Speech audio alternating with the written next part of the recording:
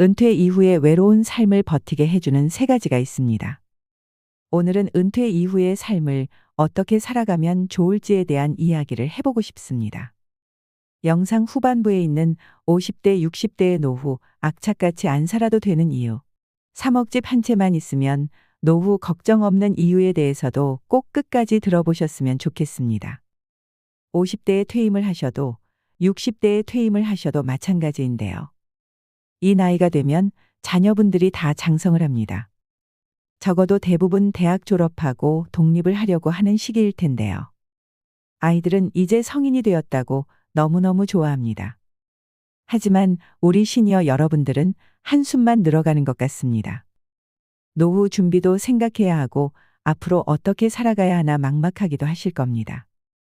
아이들 결혼도 시켜야 하고 독립도 시켜야 하는데 이런저런 걱정을 하고 계시죠.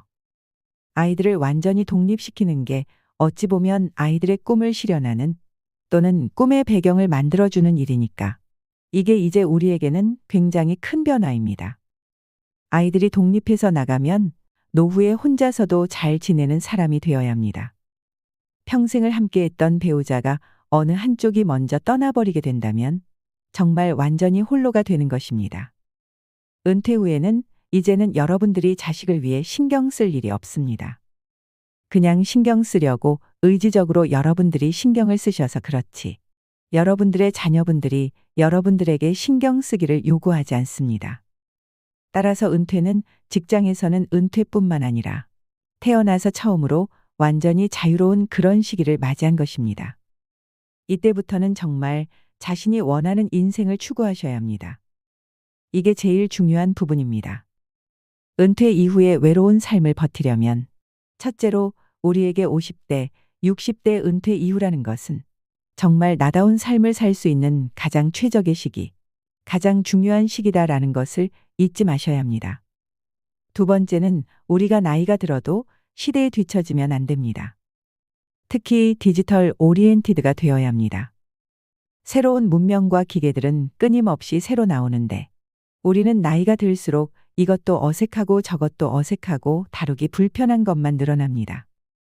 유튜브를 어떻게 보는지도 모르고 카메라도 만질 줄 모르고 이런 노인으로 늙어가셔서는 안 됩니다. 나이 들어도 끊임없이 배우고 익히는 지혜로운 노년을 보내셔야 합니다.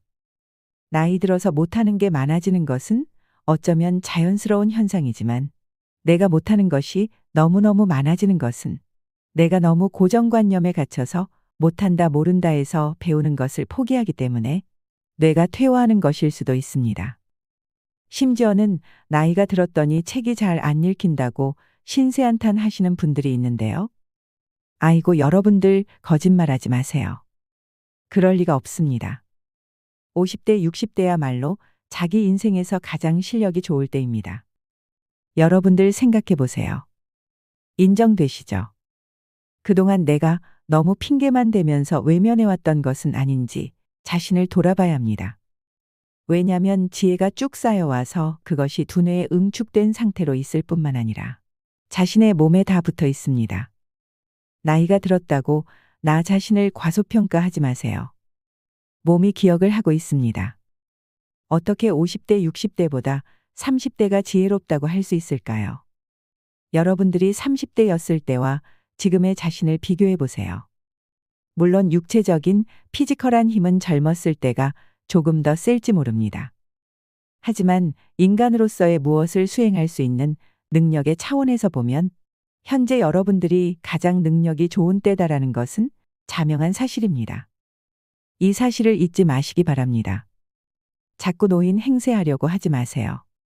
어디가 아파서 체력이 안 돼서 많이 못 걷는다 툴툴거리시고 말도 괜히 느리게 하시려고 자꾸 그러는 분들이 있는데 그거 아닙니다. 나이 들었다고 뒷짐지고 걷는 습관 들이시는 것.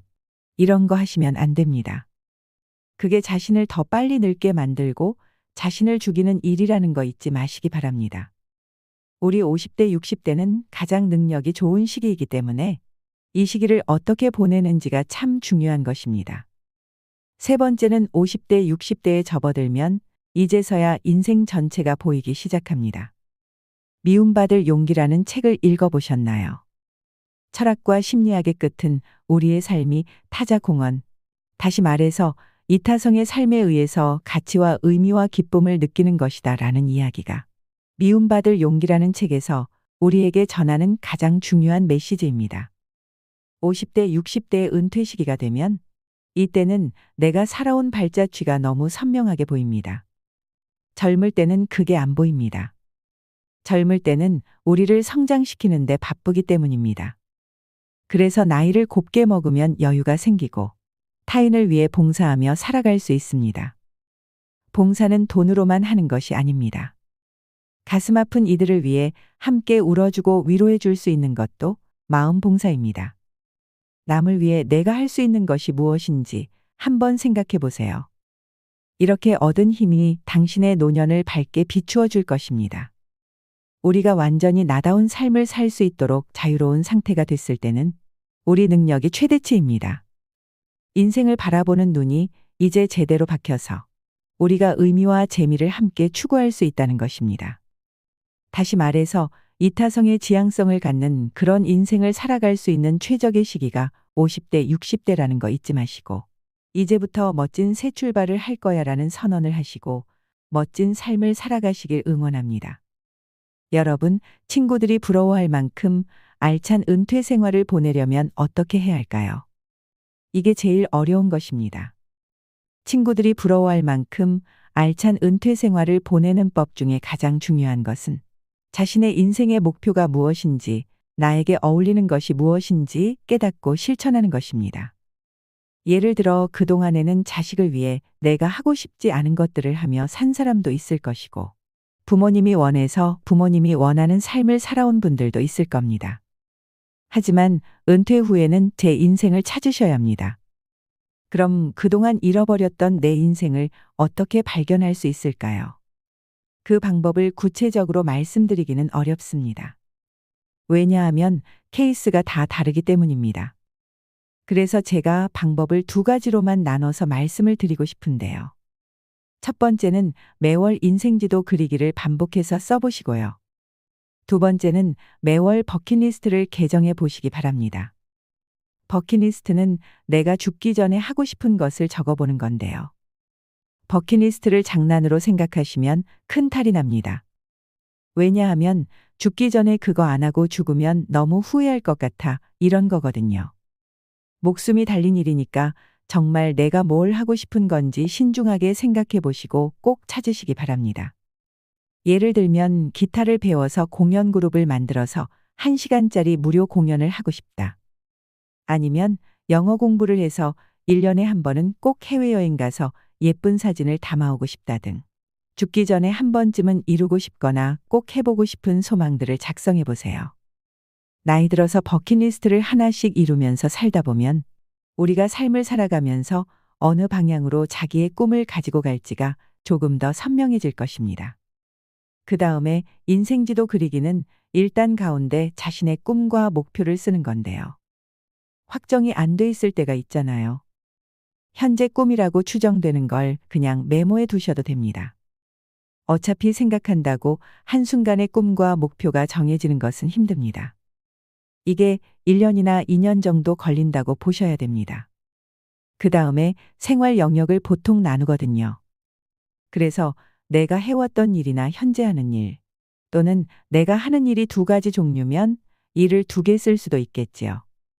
내가 하는 일 다음으로 그 다음에 봐야 하는 것은 가족 관계 같은 관계 영역이 있습니다. 그 이외에도 친구나 동료, 이웃 등 더 넓은 관계, 인간 관계 같은 게 있을 수 있을 겁니다. 항상 우리는 자기 성장을 꾀해야 되는데요. 저는 성장하기 위해서 제일 중시하는 게 있습니다. 그것은 바로 노는 것입니다. 향유라고 하지요.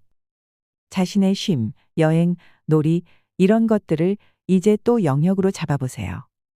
종교 생활을 중시하는 분들은 종교 이렇게 쓰셔도 됩니다. 이렇게 한 상태에서 지난달에 내가 했던 것을 2가지씩만 써보시는 거예요. 그 다음에 오른쪽에는 그것과 상관없이 내가 3달에 그 영역에서 꼭 하고 싶은 걸 1개씩만 써보세요.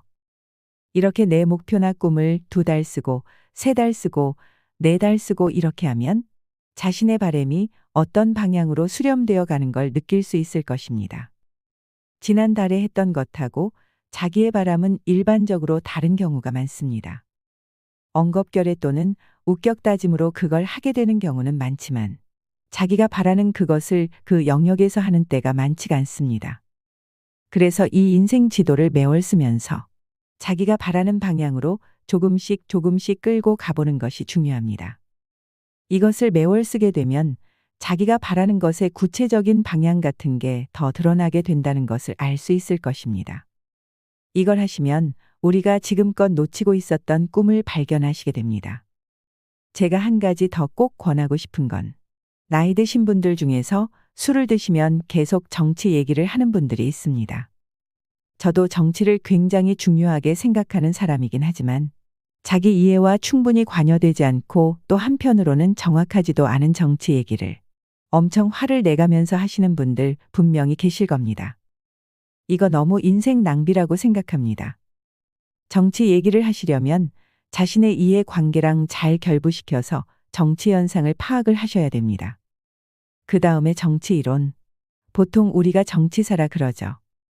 이런 것들을 사실은 정확하게 알아야 우리가 정치 논쟁이 가능하지 않을까요? 정치 논쟁을 하시려면 감정 싸움을 하지 말고 그런 이해를 정확하게 하고 이야기하셔야 합니다. 그게 아니면 꿈 얘기를 좀 꼭 나눴으면 좋겠습니다. 사람들이 나 여기서 이거 했더니 너무너무 즐거워 등등의 이야기. 그걸 통해서 힌트를 얻을 수 있습니다. 또 내가 꿈꾸고 있는 걸 다른 친구들이랑 대화를 함으로 인해서 그 꿈이 더 구체화되고 합니다. 그래서 꿈을 어느 정도 찾게 되실 건데요. 이때 이제 문제가 되는 게 그 꿈을 이루는 장벽이 이렇게 높아 보입니다. 나는 자유로운 여행 작가를 하고 싶은데 언어가 전혀 꽝이네. 영어도 시원치 않네. 이게 오르기에는 산이 너무 높아 하고 좌절하는 것입니다. 높은 산에 가로막히면 여러분들은 어떻게 하시나요? 나 안 될 것 같아. 꿈은 있지만 그거는 나한테 좀 어려워. 이런 생각으로 노후를 보내면 큰일 납니다. 왜냐하면 우리한테 주어진 게 있기 때문입니다. 현재 엄청난 능력과 시간까지 주어졌습니다. 아니 98세 먹은 할머니도 영어 배워서 비행기 타고 해외여행 다녀오는 시대입니다. 영어 하나도 몰라도 공부해보겠다고 제대로 달려들면 수년이면 꽤 자유롭게 의사소통을 하시게 될 수도 있습니다. 여러분들 영어로 대화하는 자신의 모습 상상해 보셨나요? 그렇게 계속 공부하고 노력하시면 적어도 듣기는 완벽하지 않더라도 말하기는 아주 자유롭게 할 수 있는 상태가 될 수 있습니다. 노년의 벽이 벽이 아닙니다. 50대, 60대에 퇴임하고 나면 나는 그거 한 번도 해본 적이 없어. 그래서 더 좋아. 나는 내 실력을 가지고 반드시 더 새로운 것을 배워서 기쁨을 또 느낄 거야. 이렇게 생각하시고 확 도전하고 진행해 보시기 바랍니다. 마지막으로 50대, 60대의 노후 악착같이 안 살아도 되는 이유. 3억 집 한 채만 있으면 노후 걱정 없는 이유에 대해 말씀드리겠습니다. 미디어나 유튜브를 보다 보면 전문가라는 사람들이 노후를 안정적으로 보내려면 자산이 10억 정도는 있어야 한다. 한 달에 500에서 600만 원 정도는 안정적으로 들어와야 한다. 이런 얘기하는 영상들 보셨을 겁니다. 뭐 개인의 씀씀이가 각자가 다 다른 거라서 이런 주장을 하는 전문가들이 틀렸다고 말할 수 없겠지요. 다만 우리 서민들 입장에서는 턱이 없는 금액입니다. 자산 10억이면 우리나라 상위 10% 이상의 부자들이기도 하죠. 현역에서 열심히 일할 때도 한 달에 500만 원, 600만 원 못 버는 경우가 많았는데 노후에 매달 저 정도 들어와야 한다는 건 완전 딴 나라 얘기처럼 들리지 않으신가요? 그런데 전문가라는 사람들이 왜 저런 얘기를 하는 걸까요? 이들은 대부분 금융업계에 종사하는 사람들이거나 아니면 금융 관련 컨설팅으로 먹고 사는 사람들입니다. 그러니 우리 같은 금융 전문가에게 컨설팅을 받으려면 최소 저 정도 금액은 있어야 한다고 가이드라인을 제시하는 게 아닐까 싶습니다. 돈 있는 부자들에게 저 정도는 부담 없는 금액일 것이기 때문입니다. 우리 같은 서민들을 고객으로 받아봐야 큰 돈이 안 됩니다. 티코 여러 대 파는 것보다 벤츠 한 대 파는 게 낫다고 생각하는 것이지요. 그 전문가라고 하는 사람들을 자세히 들여다보면 돈 있는 부자들을 고객으로 모신다고 본인 영업하는 거라는 생각이 듭니다. 솔직히 왜 저러는지 이해가 되지 않습니다. 그렇다면 이렇게 우리와 동떨어진 뜬구름 잡는 금액 말고 일반적인 50대, 60대에게 현실적인 노후 자금은 얼마 정도일까요? 일단 노후 자금으로 왜 10억이 있어야 한다는 얘기가 나왔냐부터 따져보겠습니다. 보통 부부가 노후 한 달에 300만 원을 쓰면서 30년을 산다고 하면 300만 원씩 1년 12달이면 3,600만 원이 듭니다. 이걸 30년 곱하면 10억 800만 원이 나옵니다. 그래서 대략 10억 원이 있어야 한다는 얘기가 나온 것입니다. 같은 계산으로 한 달에 200만 원을 쓰고 30년을 살면 7억 2천만 원이 필요하죠. 만약 여유 있게 한 달에 500만 원을 쓴다면 18억 원이 필요합니다. 이런 정도의 금액을 감당할 수 있는 은퇴자들이 과연 몇이나 될까요? 보통 금융 전문가들은 이 금액을 대략적으로 계산해서 알려주고 이건 물가 상승률을 반영하지 않은 거라 실제는 더 많은 돈이 필요하다고 겁을 주고 시작합니다. 이런 얘기를 들으면 노후에 대해서 눈앞이 캄캄해지는데요. 더 이상 이런 거에 속고 휘둘리지 않으셔도 됩니다. 노후 자금이 어느 정도 필요할지는 각자의 생활 방식에 따라서 다 다릅니다. 누구는 한 달에 1천만 원이 있어도 부족할 수 있고 또 한 달에 100만 원만 있어도 산다는 사람도 있습니다. 사람에 따라 천차만별이고 60대 때의 생활비와 70대가 됐을 때의 생활비, 그리고 또 80대 때의 생활비도 차이가 나는 것이 당연합니다. 부부 중 한 명이 먼저 사망하게 되면 또 차이가 날 것이지요. 지방에 사는 경우와 대도시에 사는 경우도 분명 차이가 날 것입니다. 올해 1월 KB금융지주가 조사 발표한 노후 준비 진단과 거주지 선택 조건 보고서에 따르면 2018년 조사와 차이가 큰데요. 은퇴 후 부부가 기본적인 의식주 해결만을 위한 최소 생활비로 월 251만 원이 든다고 합니다. 하지만 어디 밥만 먹고 살 수 있나요? 여행도 다니고 손주 들어오면 용돈도 좀 주고 가끔 친구들 만나고 하는 품위 유지비까지 포함한 적정 생활비로는 월 369만 원이 든다고 합니다. 251만 원에서 369만 원 정도가 노후 한 달을 사는데 필요한 금액이라는 건데요. 이 금액이 노후 생활비로 너무 많다고 생각하는 분들도 있으실 거고 또 부족하다고 생각하시는 분들도 물론 있을 겁니다. 노후가 되면 얼마를 쓰게 될까 감이 안 잡히시는 분들도 있으실 텐데요. 은퇴 전문가들은 은퇴 전 생활비에서 대략 70% 정도가 적절하다고 얘기합니다. 만약 은퇴 전 생활비가 500만 원이었다면 은퇴 후 적정 생활비는 500만 원의 70%인 350만 원이 되는 거죠. 은퇴 전에 한 달에 300만 원을 썼다면 은퇴 후 적정 생활비는 210만 원이 되는 겁니다. 이 비율을 80%, 90% 높이면 좋겠지만 이러면 경제적으로 부담이 커져서 힘들 수 있습니다. 또 50%, 60% 많이 낮추면 경제적 부담은 줄어들지만 또 삶의 질이 떨어질 수 있습니다. 그렇기 때문에 70% 정도를 적정선이라고 보시면 무난합니다. 2022년 통계청의 가계금융복지조사 결과에 의하면 실제 은퇴 가구의 생활비는 앞에서 말씀드린 적정 생활비 369만 원과 차이가 큰 것을 알 수 있습니다. 60대 은퇴 가구의 실질 생활비는 월 226만 원, 70대 은퇴 가구의 생활비는 162만 원, 80세 이상의 은퇴 가구는 월 121만 원으로 은퇴 후 최소 생활비인 251만 원에도 크게 못 미치는 것으로 나타났습니다. 실제 금융기관이 조사한 최소 생활비보다 더 적은 돈으로 살아가고 있는 것입니다. 물론 이 금액이 적정하나 아니냐, 삶의 질이 어떠냐 하는 건 따져봐야 할 문제지만 저 정도 금액으로도 다 사라진다는 얘기입니다. 그렇다면 은퇴 후에 평균적으로 어느 정도 소득을 올리냐 따져봐야 할 텐데요. 노후 소득 피라미드에 60세 이상 은퇴 가구의 월 소득을 분석한 결과 최상위층은 525만 원의 소득을 올리고 있었고 최하위층은 101만 원으로 편차가 컸는데요.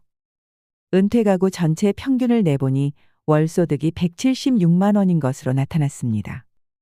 이 월소득은 두 부부의 기초연금, 공정연금, 사적연금, 퇴직연금 등의 연금과 부동산, 예적금, 주식, 채권 등의 임대소득과 금융소득을 모두 합한 금액입니다. 매월 고정적으로 수령하는 평균 176만 원의 금액이 어떤 의미인가를 살펴볼까요? 아까 노후 필요자금을 계산한 방식으로 계산을 해보겠습니다.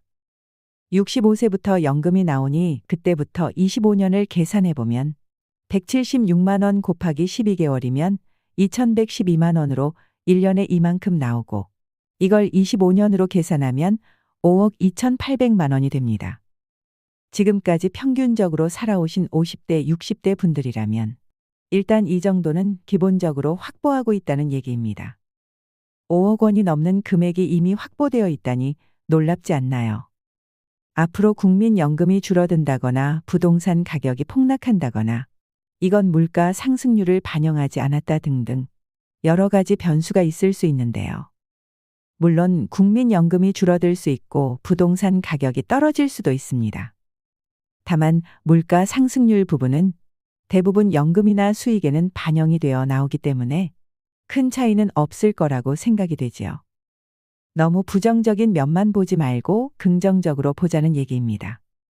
지금까지 계속 복지가 확대되어 왔고 노후 소득도 꾸준히 증가해 왔습니다. 그러니까 분명 늘어날 여지가 있는 부분도 있습니다. 그러니 정확한 금액이 얼마냐가 아니라 대략적으로 내 생각보다 큰 노후 자금이 이미 마련되어 있다는 개념으로 이해해 주세요. 그리고 이게 다가 아니죠. 2023년 기준 50대의 순자산은 4억 937만 원, 60대 이상은 4억 8,630만 원인 것으로 나타났습니다. 대략 5억 원이라는 얘기인데요. 평균 자산이 이것보다 많은 분들도 있을 거고 더 적은 분들도 있을 겁니다. 수도권에서 아파트 한 채만 있어도 대부분이 금액을 넘어가니 평균을 내면 그렇다는 얘기일 겁니다. 그런데 이 자산이 대부분 뭘까요? 부동산입니다. 그러니까 지금 우리가 사는 집입니다. 이 집을 노후 자금으로 활용할 수 있죠. 바로 주택연금으로 돌려서 받을 수 있다는 것입니다. 주택연금에 대한 찬반은 있지만 내 집에 살면서 안정적으로 노후 자금을 마련할 수 있는 방법으로 주택연금만한 대안도 마땅히 없는 게 사실입니다. 올해 3월 기준으로 3억 원의 집이 있다고 가정할 경우 65세부터 주택연금으로 정산 지급을 받는다면 매달 72만 원을 받을 수 있습니다. 주택 가격이 4억 원이면 96만 원, 5억이면 120만 원을 받을 수 있지요. 물론 주택연금은 물가 상승률이 반영되지 않고 또 한 곳에서 계속 살아야 하는 등 따져볼 부분이 있지만 그래도 죽을 때까지 나오는 거라 오래 살면 살수록 유리해지는 면이 있습니다. 앞으로 수명이 갈수록 더 길어진다고 하는데요. 건강하다면 가입하는 게 유리합니다. 아까 은퇴 가구의 평균 수입이 매달 176만 원이라고 했는데 여기에 주택연금까지 같이 수령한다고 계산하면 주택 가격 3억의 경우 수입 176만 원에 주택연금 76만 원을 더하면 매달 248만 원을 받는 것입니다. 주택 가격이 3억만 넘어도 월 최소 생활비 251만 원에 근접하는 생활비를 받을 수 있는 것입니다. 주택 가격이 4억일 경우 96만 원을 더해서 272만 원. 주택 가격이 5억이면 120만 원을 더해서 약 296만 원을 매달 받는 게 되지요. 이 정도를 매달 받을 수 있다니 갑자기 안심이 되지 않나요? 집을 자식 물려주지 않고 노후 자금으로 활용하면 노후 걱정이 정말 많이 줄어듭니다. 그러니 집을 자식에게 물려준다는 생각은 지금부터 버리세요. 노후 적정 생활비는 조사 기간마다 조금씩 차이가 있긴 합니다. 그렇지만 지금까지 정상적으로 평균적인 삶을 살았고 자가주택이 있다면 우리 50, 60대 분들은 개인적으로 노후 두 부부 사는 데는 크게 문제가 되지 않는다고 봅니다. 그리고 아직 젊습니다. 요즘 60세, 65세 이 나이부터 은퇴했다고 노는 분들 거의 없습니다. 대부분 경제 활동을 계속 유지하고 있습니다. 큰 돈을 벌지 않더라도 소일거리 삼아 조금씩만 벌어도 노후가 훨씬 여유가 있습니다. 은퇴 후에도 일정 수준 경제 활동을 유지한다면 쓸 거 다 쓰고도 저축도 하면서 지낼 수 있습니다. 그러니 은퇴하고 연금이 나오는 65세까지 잘 버티시면 됩니다. 물론 연금이 개편돼 수령 시기가 1, 2년 정도 늦어질 수도 있습니다. 이 부분도 욕만 할 게 아니라 그만큼 수명이 더 늘어날 테니 긍정적으로 받아들이셔야 합니다. 은퇴 후 부부가 허리띠 졸라매고 연금 나올 때까지만 잘 버틴다 생각하세요. 아직 젊은이 무리는 없을 겁니다. 지금까지 말씀드린 노후 수령액이 평균보다 많은 분들은 좀 더 편안하고 여유로운 노후를 보내실 겁니다. 반대로 수령액이 평균보다 낮은 분들은 이후로도 조금 더 노력을 하셔야 합니다. 꾸준히 일정 금액 이상 소득을 올릴 방안을 찾으셔야 합니다. 또 지출을 줄여서라도 삶의 균형을 찾으셔야 하지요. 물론 평균을 일반화시켜서 말씀드린 거라 제가 앞서 말씀드린 내용이 모두에게 딱 맞지 않을 것입니다. 말씀드리는 핵심은 금융 전문가나 금융사가 겁주는 것처럼 정말로 노후에 어마어마하게 큰 돈이 필요한 게 아니라는 것입니다. 모자라는 돈을 또 지금부터 다 마련해야 하는 것도 아니고요. 지금까지 열심히 살아오셨고 앞에서 말씀드린 것처럼 평균 수준의 삶을 살아오셨다면 이 정도에서 아주 많이 벗어나지는 않을 거라는 겁니다. 그러니 노후가 막막하다는 막연한 생각은 내려놓으셨으면 좋겠습니다. 지금까지 50대, 60대의 노후가 그리 어둡지만은 않다는 얘기를 개인적인 차원에서 말씀드렸는데요.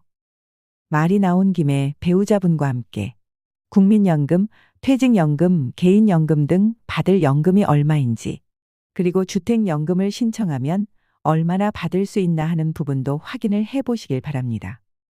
확인해 보시면 지금까지 하던 막연한 노후 걱정보다는 현실이 더 괜찮다는 생각이 드실 겁니다. 저도 확인해 보니 많이 안심이 되더라고요. 여러분들의 여유롭고 편안한 노후를 응원하겠습니다. 이상으로 시니어에 대한 모든 것 시니어 연구소였습니다.